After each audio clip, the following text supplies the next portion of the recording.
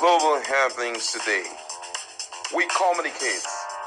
We analyze global news.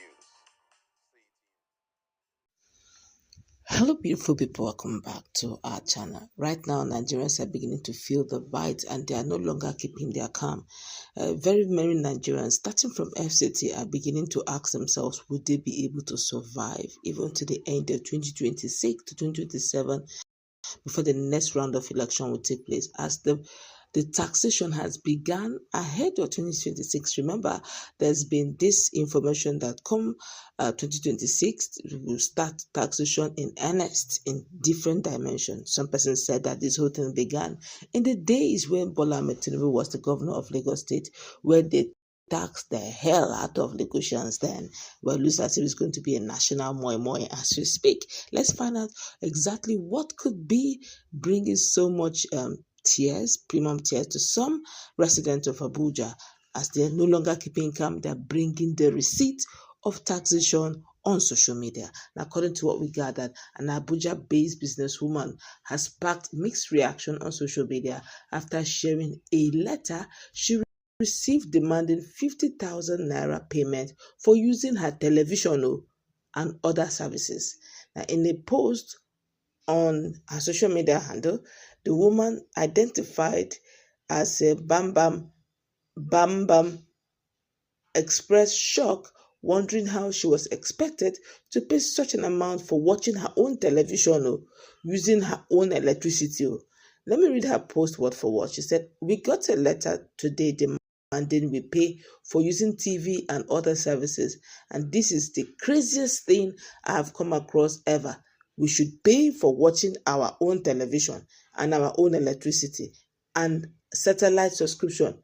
This is really serious." Her post quickly have gathered a lot of attention, sparking widespread reaction among users who share their thoughts and expressions and experiences regarding similar charges.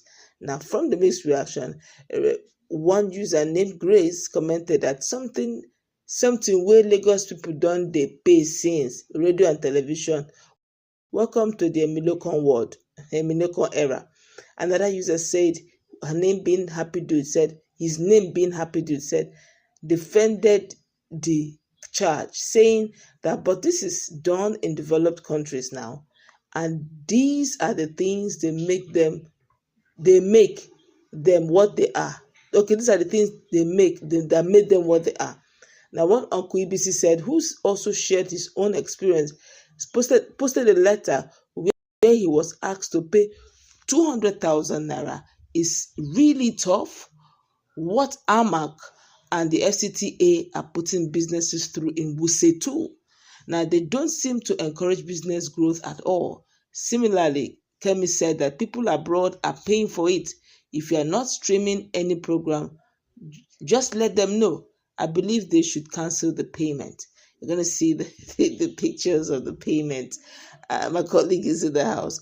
But let's quickly gather some reactions on social media. Some of them said that he's the king of formal and informal extortion now from the less privileged. He has been doing it since when he became governor. Why should he suddenly stop now? Food for thought. Another person said the permit law exists but no longer enforced. I still remember how IG people drop by on homes in Apapa checking for TV and radio permit. It was even previously mentioned here 13 years ago. In the UK, watching live TV or using BBC iPlayer requires a yearly TV license fee of £174.50, which can be paid monthly by direct debit from about £14.54. You don't need a license to only watch on-demand content, excluding BBC iPlayer, or to listen to the radio. Businesses may require music license for PPL, PRS for playing radio and music for customers or staff. Now, this one that dead IG laws are now resurrected. Bicycle owners should brace up for permit, and domestic animals owners, particularly dog lovers, would also be required to pay dog license. So yes, Nigerian dog owners are legally required to obtain a dog license for their pet under the dog law of Federation and Lagos. 1943, which mandates licensing all dogs within 6 months of ownership and attaching the license badge on the dog's collar or harness. While enforcement has recently been highlighted, the law remains in effect, making it an offense to own a dog that has not been licensed. My colleague is in the house. Honestly, this is almost comical. What's your take on this latest development? I guess Nigeria is in for all taxation era. Well, it's going to be very interesting, seeing that the man whom we call the president or those who are working with him, they don't care about Nigerians. All what they know is that we'll drill the hell out of you. Now imagine you being asked to pay for your cookie. That maybe that you have not even fed him well and all of that. These some people believe that the new guy that are bringing on board, what about the TV issue? The TV issue is not TV issues. Well, I think that one is for the TV lovers, because for some of us, even if they say pay for TV issue, we have not watched issues for years now. So what's my business with TV? As far as you have your phone, why should you be bothered? Is it for maybe children and all of that? But be that as it may, let's highlight or look at the consequences of this. Number one, Nigerians are complaining. The cost of living will be so high, because if you are charging business owners all of this, it's not going to impact on them, because they're going to be pushing it on Nigerians, and this is a way of telling Nigerians that Nigeria, Abuja, is not a town for business. Because very soon, but I think they want to push it down to other person. Irrespective, but I know that there are some places they can't even try all of this. This kind of taxation nonsense that they're talking about is strictly for those highbrow places. You can imagine pushing it to Ogun State and all of that. How would you, allow that? How would that surface there? It's going to be difficult. So, number one, the cost of living. Wike had already said it. Abuja is meant for the high and mighty. They want a situation whereby only the elite will stay in Abuja.